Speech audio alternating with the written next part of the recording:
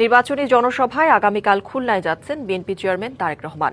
দীর্ঘ ২২ বছর পর তার আগমনে নগরীতে এখন উৎসবের আমেজ। শহরের নানা প্রান্তে শোভা পাচ্ছে ব্যানার, ফেস্টুন। উজ্জীবিত দলটির নেতাকর্মীরাও। জনসভায় কয়েক লাখ লোকের সমাগম হবে এমন প্রত্যাশা মহানগর বিএনপির। প্রিয় নেতাকে বরণ করতে অধীর আগ্রহে অপেক্ষার প্রহর গুনছেন স্থানীয়রা। খুলনা মহানগরীর খালিশপুরের প্রভাত স্কুল মাঠের এই প্রস্তুতি বিএনপি চেয়ারম্যান তারেক রহমানের নির্বাচনী জনসভার। সোমবার বেলা ১১টায় যেখানে বক্তব্য রাখবেন দলটির প্রধান। প্রায় ২ যুগ পর তার আগমনকে ঘিরে শ্বাস রব উজ্জীবিত দলের নেতাকর্মী ও স্থানীয়রা। তার আগমন বার্তা খুলনা শহরে এবং খুলনার প্রত্যন্ত অঞ্চলে পৌঁছবার পরেই ইতিমধ্যে খুলনার মানুষের মধ্যে আনন্দের বন্যা বয়ে গিয়েছে। সাধারণ শ্রমিকদের মুখে হাসি ফোটে, সেই জন্য উনি এই সাধারণ মানুষ, শ্রমিক জনতা ঐক্যবদ্ধ হয়েছে। সমস্ত নেতা কর্মী কিন্তু উজ্জীবিত হয়ে রয়েছেন, মনে হচ্ছে যেন আমাদের কাছে একটা ঈদের আনন্দ। জনসভায় পরিচয় করিয়ে দেবেন ৩ জেলার প্রার্থীদের।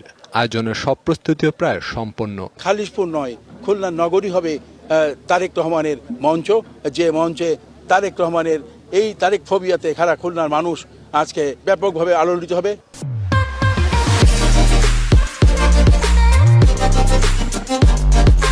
তুলে ধরবেন এই অঞ্চল নিয়ে তার ভাবনা।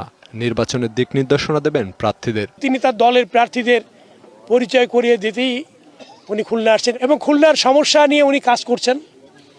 সমস্যার সমাধানের জন্য উনি ওনার আগামী দিনের কর্মপরিকল্পনায় খুলনায় উনি প্রকাশ করবেন। এই ভোট উপলক্ষে জনগণের দলে দলে যাচ্ছেন।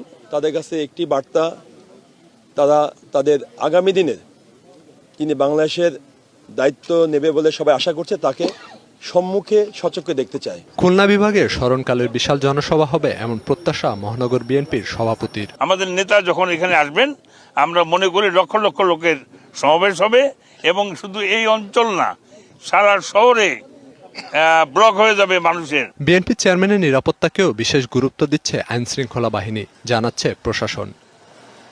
DBC news desk.